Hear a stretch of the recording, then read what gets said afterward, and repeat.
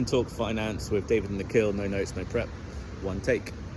I've got a kind of bonus question for you following on from the last episode. And the reason I wanted to do it in a separate video is because I'm going to preface it a lot with my own views. So in episode 6 or 7, we talked about 529s, and I think one of the concerns was the funds available and the platform fees. At least that was part of the concern. And so I was giving your situation and potentially my situation some thought. California is a phenomenal state to live in, and the 529 is also pretty good, but it's not the best. And given that California, despite charging high state income taxes, doesn't give you a deduction on the 529, why put your 529 with California if it's not the best?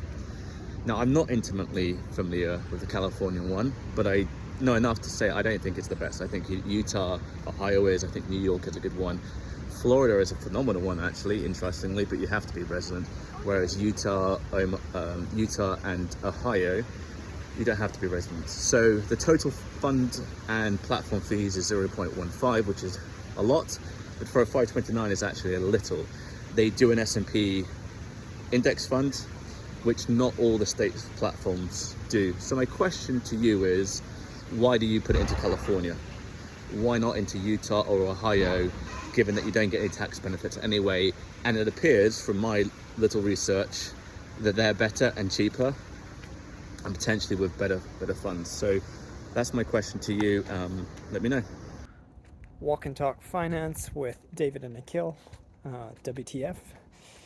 So your question to 529 plans and the California one in particular, I actually agree with you. The California plan is not one that I'm a big fan of. There's no tax benefits. There's very little benefit, really. So honestly, my biggest criteria was having a plan that I could check relatively easily. So what that means is both of my plans for my two kids are Fidelity and Vanguard based. Fidelity and Vanguard are known to be low cost carriers, so I know for a fact that they'll be low. 2, I have investment accounts with them, so together with just checking my trading accounts, I will be checking them just ad hoc. I know a lot of it is leave and forget. But one of the big things for me was I wanted to have access to it relatively easily and not just have it with some random brokerage or some random website. So yeah, I actually don't have a lot more to add. Like, it's pretty straightforward for me.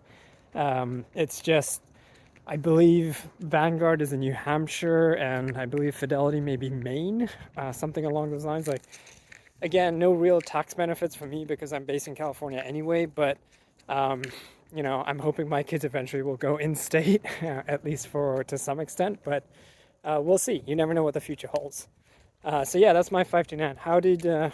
I'm kind of curious, did you maximize for investment options or did you maximize for tax benefits? What was your kind of outlook on the 529 plans? Walk and Talk Finance with David and Nikhil. Rounding off the discussion on non-resident 529s, interested to hear that you've gone with Vanguard and Fidelity, which I think you said was New Hampshire and another state. I considered going with the Kansas one because it had Charles Schwab. I figured it would give me some consolidation benefits, but apparently not, and the fees weren't that good.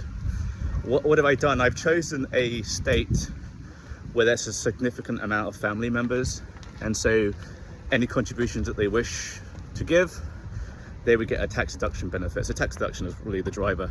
The fees and the platform were fine, but not the best. Went with a total US stock market index fund. In that state, you can get up to $10,000 of contributions deducted from your taxable income. So that's what I did there.